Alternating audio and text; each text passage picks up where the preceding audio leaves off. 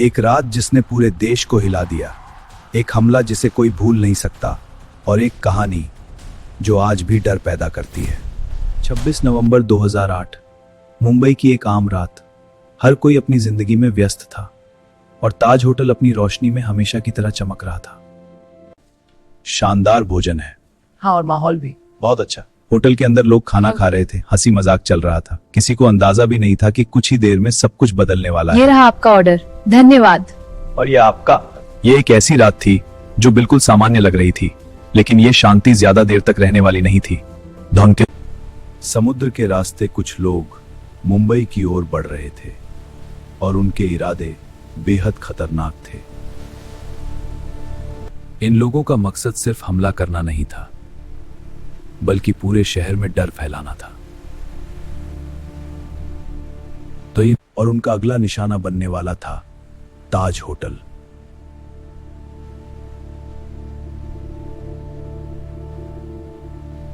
अचानक गोलियों की आवाज गूंज उठी और होटल के अंदर अफरा तफरी मच गई। लोग समझ ही नहीं पाए कि क्या हो रहा है।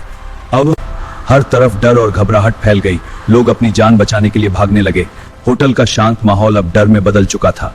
हर कोना अनिश्चितता से भरा हुआ था और लोग छुपने की कोशिश कर रहे थे। कोई मदद के लिए कॉल कर रहा था, लेकिन हालात तेजी से बिगड़ते जा रहे थे। कई लोग अपने परिवार को कॉल कर रहे थे, शायद आखिरी बार बात करने के लिए। जल्दी करो। बाहर पुलिस को खबर मिल चुकी थी और मदद पहुंचने लगी थी।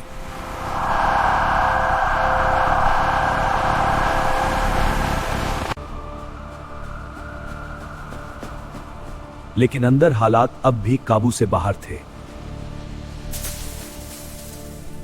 हर सेकंड भारी लग रहा था और हर पल एक नई अनिश्चितता लेकर आ रहा था। हर सेकंड भारी लग रहा था और हर पल एक नई अनिश्चितता लेकर आ रहा था।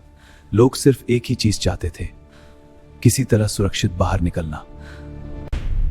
यह सिर्फ एक हमला नहीं था, यह एक डरावनी रात थी जो अभी खत्म नहीं हुई थी। अब आगे बढ़ते हैं पार्ट 3। अब ताज होटल के अंदर हर इंसान अपनी जान बचाने की कोशिश कर रहा था। कोई कमरे में छुपा था तो कोई अंधेरे कोनों में। हर किसी के दिल में सिर्फ डर था। होटल के कई कर्मचारी अपनी जान की परवाह किए बिना मेहमानों को सुरक्षित जगह तक पहुंचाने की कोशिश कर रहे थे। दिस वे, हरी। लोगों ने अपने कमरों की लाइट बंद कर दी ताकि कोई उन्हें देख ना सके, और हर छोटी सी आवाज भी अब डर पैदा कर रही थी। कई लोग धीरे धीरे अपने परिवारों से बात कर रहे थे। शायद ये नहीं जानते थे कि वो फिर भी मिल पाएंगे या नहीं। हर मिनट बहुत लंबा लग रहा था। समय जैसे रुक सा गया था और हर सेकंड में डर बढ़ता जा रहा था। बाहर क्या हो रहा है किसी को ठीक से पता नहीं था, बस अनिश्चितता और डर का माहौल था। बाहर कुछ लोग भगवान से प्रार्थना कर रहे थे कि वो इस मुश्किल घड़ी से उन्हें सुरक्षित बाहर निकालें।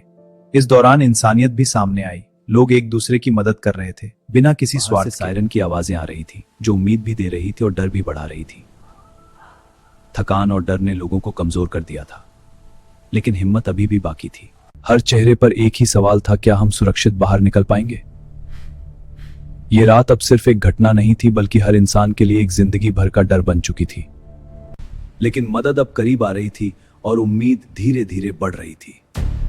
अब कहानी आगे बढ़ती है पार्ट 4 में, जहां शुरू होता है ऑपरेशन बार। पार्ट 4। बाहर सुरक्षा बल पूरी तैयारी के साथ पहुंच चुके थे।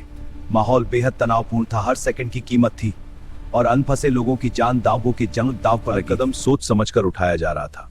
एक गलत फैसला हालात को और बिगाड़ सकता था, इसलिए हर मूवमेंट बेहद सावधानी से हो रहा था। लक्ष्य की ओर बढ़ो। समझ गया। टीमें धीरे धीरे अंदर बढ़ी। अंधेरे गलियारों में हर आवाज दिल की धड़कन बढ़ा रही थी।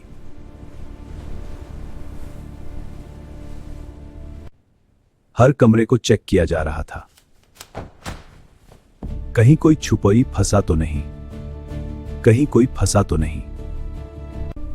कभी कभी दूर से तेज आवाजें सुनाई देती और उसी के साथ तनाव और बढ़ जाता है। लेकिन मिशन जारी था। धीरे धीरे मेरे पीछे आओ, हम सुरक्षित बाहर निकलेंगे। हाँ, हम चल रहे हैं। बस थोड़ी दूर और। हाँ, हम सब साथ हैं। हम सब साथ हैं। पूरे होटल को फ्लोर बाय फ्लोर सुरक्षित किया जा रहा था। कोई भी कोना छोड़ा नहीं जा रहा था।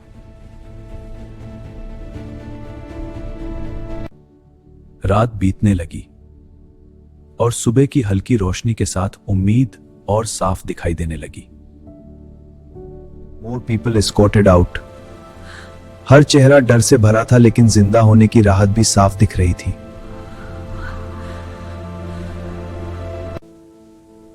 हालात धीरे धीरे काबू में आने लगे,